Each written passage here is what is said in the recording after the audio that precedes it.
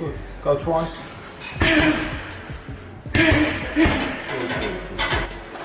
Last one now. 1, 2. 1, 2 up, body head, making miss. 1, 2, 1, 2 up, body head, making miss. 4-7. Trying to put in front of Bellew and Froch.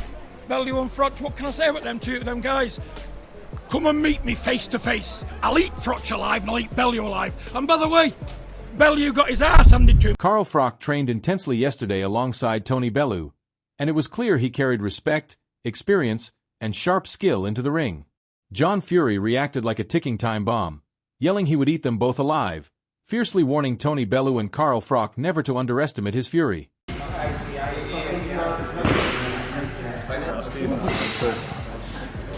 you still hit the bag in there? I've got one in my gym at home, and I hit it for half an hour sometimes. Just get sweating out. Better than running, I can't stand running. So I just hit the bag just like... Carl Froch didn't hold back in his response, calling out John Fury with sharp precision and confidence. He warned Fury to keep his distance, promising that a single clean jab would be enough to take him down. Froch's focus and controlled aggression clearly show why he commands respect inside the ring. Been punished or been held accountable for his ludicrous, ridiculous, thuggish actions, because it's not good enough. We don't want to see that around professional boxing. We don't want that around our beautiful sport. But anyway, Big John Fury, you won't be headbutting Tony Bellew. He would end you with one little jab hook, it'd be game over. And the same with me, you won't be headbutting me. Don't come anywhere near me, nowhere in the vicinity within my jab, or you will be getting ironed out. You'll be unconscious. You'll be snoring before you hit the floor. Big John Fury, the bare knuckle champion, the fighting man. You'll be asleep before you hit the floor. So don't... Carl Froch maintained his composure while issuing a stern warning to John Fury, making it clear that any misstep would carry serious consequences.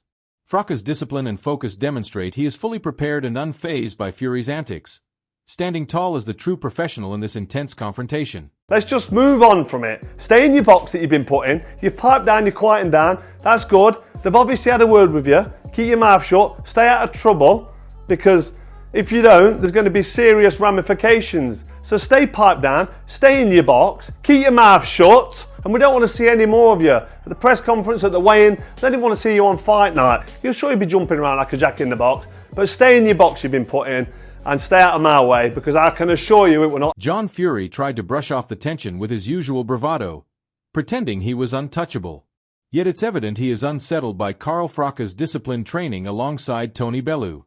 His effort to appear bigger than the moment only highlights how Froch's presence and skill are already getting under his skin. I wish it was last weekend, but the weekend just gone. Well, what, 5 days to wait now, so I'm expecting that if it's... John Fury flaunts decades of gym experience, boasting as if he is untouchable in the room. Every word is crafted to provoke, demand attention, and assert dominance. Yet Carl Froch remains composed, allowing Fury to fuel the tension while quietly preparing to turn that arrogance against him once they step into the ring. Gym's all my life. I come off 200 years of knowledge in my head. These people can't compete with John Fury, and you'll see it on the 20th. Carl Froch stays calm, speaking with sharp authority, exposing John Fury's bravado as empty threats music, highlighting the clear difference between a true professional and a loudmouth. He doesn't overplay it, yet every word makes Fury's bluster seem weak and predictable, proving why experience always triumphs over theatrics. Big myself up too much, so he's never stepped into the ring, which is what I'm trying to get at, with a real professional boxer, ever. And recently he's been running his mouth saying, if you got me in a ring, a boxing ring, UFC ring, the only ring I'd be getting in is a boxing ring. But he said he'd choke me out, so maybe when he sees me he's talking about choking me out. But let's just be clear about it. Carl Froch and Eddie Hearn highlight John Fury's antics as laughable and attention-seeking. While Fury hypes himself up, Froch stays unshaken, revealing the clear gap between real fighters and loudmouths' music. It's evident that Froch wields composure as a weapon, letting Fury's theatrics backfire while simultaneously earning respect across the boxing world. Yeah, you cracked a little laughing. What was all that about? Yeah. What was so funny about that? Why didn't you stay? Why didn't you say then? Why didn't you step in and say, "Hang on a minute"? I went Froch to in a boxing match. even told him I think he'd knock you out, like personally. What? Do you know As what I in, mean? to try and build it. I'd love the fight though, wouldn't it? I mean, like, you got Tony Bellew over there, he's going, do you know what, I could beat that Bridgerweight. Like, I watch you on the bag sometimes, right? In my opinion... Is Bellew coming back? He said, like, I just feel like a fight comes up, you know what it's like. You've looked at it before and like. Joe Egan doesn't mince words, hitting the point perfectly. Carl Froch's legacy as a Hall of Famer overshadows John Fury's bluster music. Fury's bullying persona crumbles against Froch's proven power and skill, making it clear that experience and technique always triumph over empty threats and theatrics. Getting knocked down by George Groves. He was gone. Carl Froch has an incredible will to win. The fights that he's had with the great champions. And he's come out of the sport intact.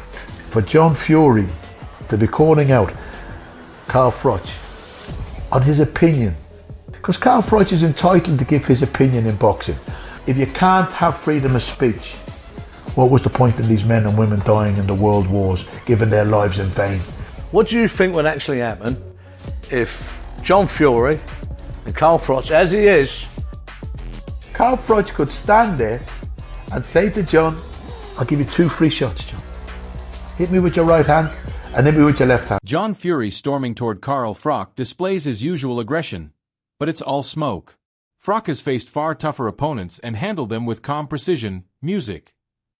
While Fury appears chaotic and desperate for attention, Froch's composure makes him seem untouchable. This isn't about intimidation. It's real skill taking on overhyped bravado. Approach Carl Froch, screaming all these things at him. You know, the fighting man, you know, John Fury, 100-0 on the hard road, in spite of the fact he's been ironed out in the boxing ring plenty of times, including by non-punchers like Henry Akin one day, and it's all there for the people to see. He was going in on... John Fury's antics may entertain some, but it's Froch who poses the real threat. Ade Aladipo points out the danger in Fury's recklessness, yet Froch remains completely unfazed. The veteran boxer doesn't respond to the noise, allowing Fury to make himself look foolish while proving that skill, experience, and mental toughness always surpass empty aggression. Carl Froch, obviously Carl has said a few things about John Fury over the last few months, and John Fury, being John Fury, went straight for him. I'm not quite sure what he was going to do if he got to him, but I guess that was the entertainment from the press conference. David Adelaine's insight reminds everyone that Carl Froch isn't just technical. He's a genuine puncher. John Fury can bark all he wants, but he hasn't faced a force like this. Froch's mix of timing, accuracy, and unexpected power makes him a nightmare for anyone relying on bravado, proving that Fury's theatrics are no match for real danger inside the ring. He hits harder than people expect, I think. I think a lot of people, obviously, they pick up on his boxing and how good of a boxer he is, but... Adam Smith notes that Carl Froch's confidence naturally unsettles John Fury. Froch doesn't need to shout or provoke. His reputation speaks for itself. While Fury creates a scene, Froch remains sharp, focused entirely on the fight. The tension may entertain, but Froch's poise shows he thrives under pressure, turning every bit of chaos into a strategic advantage. Carl having a go at the Furies, probably over his time on his channel, maybe, I'm guessing, and John didn't like that and wants to have a fight with him, something like that. It was something like that. I don't think he was necessarily turning down a fight. What I do know is that John Fury and Carl Froch on the cobbles will be fun. I think Johnny Nelson nails it. John Fury excels at hype, but Carl Froch music delivers substance. Fury's role is entertainment, building drama, while Froch's presence guarantees results inside the ring. The veteran's experience, precision, and ruthless mindset set him apart, proving that noise and theatrics are no match for a Hall of Famer ready to dominate every moment. Carl Froch. Share Froch on fine, because I'm quite sure Carl's going to rip the life out of John after today. I think John did a job. Carl Froch. Do you want to watch Froch on fire? Because I'm certain he's going to dominate John Fury after today. Fury stirred the excitement, got people talking, and did his job, but honestly, it looks more clownish than intimidating. Carl Froch, in contrast, remains focused in professional music, ignoring the theatrics and keeping his eyes on the prize. Fury's antics reveal his insecurity, relying on shock value because skill alone won't carry him. Froch doesn't need ridiculous stunts to prove anything. His history, record, and power speak for themselves. Fury can shout, show off, or perform stunts, but when the bell rings, experience and composure prevail. Froch thrives in these moments, turning chaos into advantage, while Fury's theatrics amount to nothing but empty noise. The Tyson Fury. You know, when you have kids, you know, most people, when they want to talk about their children, they might pull their mobile phone out and show a few pictures. Big John just shows you his balls. That's where they came from. If there's anyone who needs a Manscaped advert, it's for Liam Goof perfectly highlights the contrast between John Fury's theatrics and Carl Froch's professional mindset. Fury focuses on ego, money, and showmanship, while Froch approaches everything with class and strategy. Turning the arrangement into a charity fight demonstrates Froch's intelligence and composure, making him appear calm and in control. Fury's loud threats and conditions don't intimidate Froch at all. Instead, they emphasize his mental edge. Froch remains ready, respectful, and fully music-focused, proving that true champions don't rely on empty bluster to dominate. Doing that and goading Carl Froch, and I know John Fury doesn't like Carl Froch. Carl Froch mentions him, although I haven't really watched much of Carl Froch's videos lately. But Carl Froch, I know, has mentioned John Fury in the past. He's had a go with John Fury. They actually talked about having an actual, was it an exhibition or a boxing type match? And John Fury, any man, any time, was saying words to the effect of, "Oh, I'll fight you, Carl Froch, but the money has to be right." And Carl Froch basically said, "Alright, well, if we..." Eddie Hearn makes it clear that while John Fury is big and unpredictable, Carl Froch's skill and experience will always come out on top. Froch doesn't need to throw wild punches or rely on brute force. He reads, adapts, and punishes mistakes with precision. Fury may intimidate casual viewers with his size and aggression, but Froch thrives under pressure, turning chaos into opportunity. The mental edge is obvious. Froch stays calm, focused, and calculating, while Fury reacts emotionally. Whether on the cobbles or in the ring, Froch's composure and expertise give him the advantage, proving he's a true professional and that Fury's bluster is no match for decades of experience. Back against Carl Froch on the cobbles. Ever. But John Fury's a big old lump. There'll be some illegal moves in there. Do you know what I mean? But if they ever get close, Carl will be swinging. Gareth A. Davies emphasizes the contrast between passion and professionalism. John Fury thrives on hype, emotion, and dramatic displays, often losing focus in the process. Carl Froch, however, channels confidence and courage with professionalism, always measured and prepared for real challenges. While Fury's energy is chaotic and unpredictable, Froch stays mentally sharp, adapting to threats and maintaining composure.